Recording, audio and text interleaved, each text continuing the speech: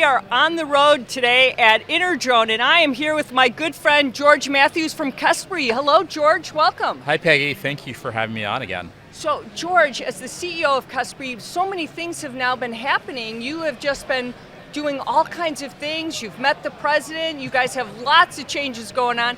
You're like so popular, like the king of the drone world now. It's been a busy few months for sure, Peggy. We've been really busy and really helping our customers continue to scale their industrial operations. The last time I was on air with you, we talked quite a bit about the relationship that we had been building up with John Deere for them to effectively resell Kespry drones and introduce the capability of drones providing better earthworks projects for construction use cases. Well, since that moment on, we've actually done a lot of work to expand into the insurance sector, and in particular when it comes to claims management for wind damage, hail damage related activities. We've actually fully automated and built a complete solution that enables the claims adjusters themselves to be able to do similar work to what we did in the construction space, where they're more effective in terms of processing that claim than ever before. And think about what's happened right now. We talk about hurricanes and things that are happening. There's been a lot going on, what's happened now in Texas. Talk a little bit about that, how that's important. Yeah, well, first and foremost, our hearts go out to all of the impacted folks, particularly down in the greater Corpus Christi area, as well as Houston.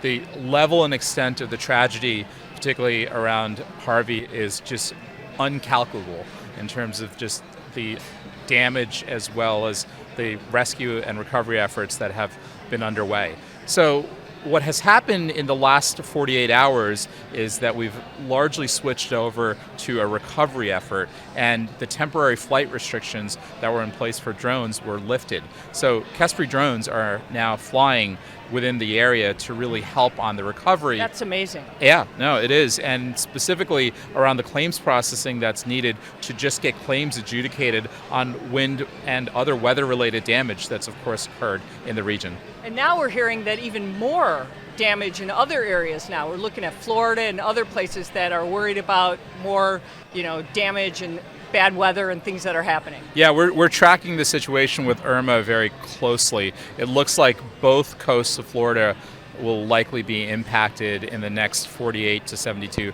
hours. And so, yeah, we have a situation right now where two superstorms have hit different parts of the country within a very, very short period of time. And who would have thought drones could come into such use in such dramatic ways? Yeah, well, I think this is where you and I have discussed this before. If we think about the drone as the new sensor network, it has all of the necessary collection factors that are available to get information very decisively in the hands of people that need to make better decisions. In the case of Kespry, we happen to take our own industrial drone and then automate the analytics, the insights that come out of it for claims processing in the case of insurance, for construction work and earthworks projects, or in the case of the mining aggregate space for volumetric stockpile assessment and inventory management.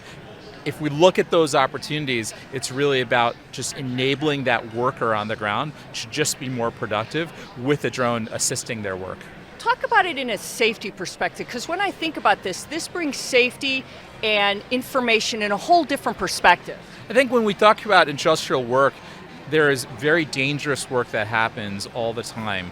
If you think about the adjusters that might have to climb a roof, it's actually the third most occupationally hazardous work in North America. Like, people fall off roofs all the time when they're actually assessing damage. They're looking at the extent of what a rebuild project looks like.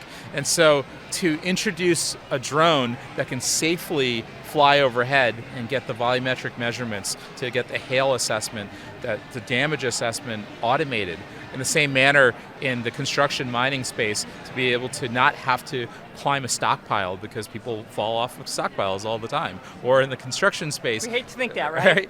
To get the volumetrics right, to do the accuracy of what a topology looks like so that buildings don't lean and fall. It's all about having a level of safety that's unprecedented with the leverage of a drone really assisting that human potential.